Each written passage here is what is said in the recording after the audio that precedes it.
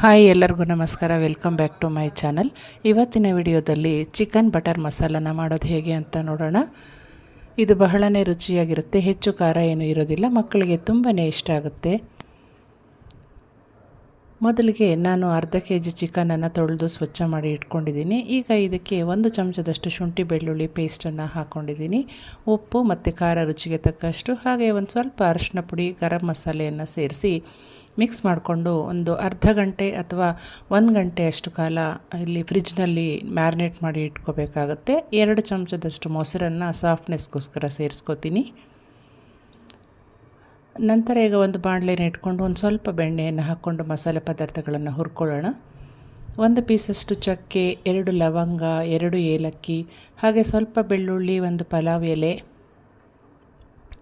1 ದೊಡ್ಡ ಈರುಳ್ಳಿ, 2 ಟೊಮೆಟೊ ಸೇರಿಸ್ಕೊಂಡು ಮೆತ್ತಗಾಗೋವರೆಗೆ ಇದನ್ನು ಹುರ್ಕೊಳ್ಳೋಣ.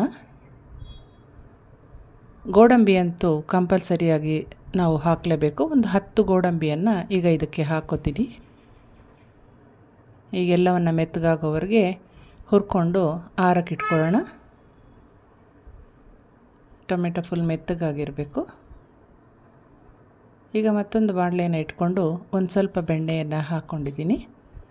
ಈಗ ಇದಕ್ಕೆ 2 ಹಸಿಮೆಣಸಿನಕಾಯಿ, ಒಂದು ಸ್ವಲ್ಪ ಜೀರಿಗೆ, ಸ್ವಲ್ಪ ಅರಿಶಿನ ಮತ್ತು ಸಣ್ಣ ಈರುಳ್ಳಿಯಲ್ಲಿ ಒಂದು ಅರ್ಧ ಭಾಗದಷ್ಟು ಹಾಕ್ಕೊಂಡಿದ್ದೀನಿ. ಹಸಿಮೆಣಸಿನ್ಕಾಯಿ ಮಧ್ಯಕ್ಕೆ ಸೀಳಿ ಹಾಕ್ಕೊಂಡಿರೋ ಅಂಥದ್ದು. ಈಗ ಅದು ಸ್ವಲ್ಪ ಫ್ರೈ ಆದಮೇಲೆ ನಾವು ಮ್ಯಾರಿನೇಟ್ ಮಾಡಿಟ್ಕೊಂಡಿದ್ದಂಥ ಚಿಕನನ್ನು ಇದಕ್ಕೆ ಸೇರಿಸ್ಕೊಂಡು 1 ಚಮಚದಷ್ಟು ಧನಿಯಾ ಪುಡಿಯನ್ನು ಈಗ ಇದಕ್ಕೆ ಹಾಕ್ಕೊಳ್ಳೋಣ. ಹಾಕ್ಕೊಂಡಿದ್ದು ನಂತರ ಚೆನ್ನಾಗಿ ಮಿಕ್ಸ್ ಮಾಡಿ ಇದನ್ನು ಬೇಯಕ್ಕೆ ಇಡಬೇಕಾಗುತ್ತೆ. ಇದು ಸ್ವಲ್ಪ ಸಮಯ ತಗೊಳ್ಳುತ್ತೆ ಬೇಯಲಿಕ್ಕೆ. ಇದು ಬೇಯ್ತಾ ಇರಲಿ. ಈಗ ನಾವು ಮಸಾಲೆಯನ್ನು ರುಬ್ಕೊಂಡು ಬರೋಣ.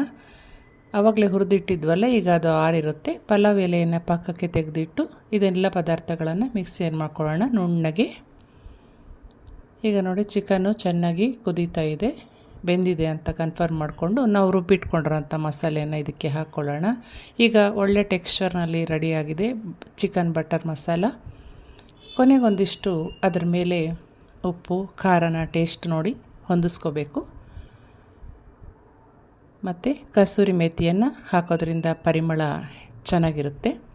ಈಗ ನೋಡಿ, ರೆಡಿಯಾಗಿದೆ ಚಿಕನ್ ಬಟರ್ ಮಸಾಲ. ಚಪಾತಿ ಜೊತೆಗೆ ಇದನ್ನು ಸವಿದರೆ ಬಹಳನೇ ರುಚಿಯಾಗಿರುತ್ತೆ. ರೋಟಿ, ದೋಸೆ, ಇಡ್ಲಿಗೂ ಕೂಡ ನೀವು ಇದನ್ನು ಮಾಡ್ಕೋಬೋದು.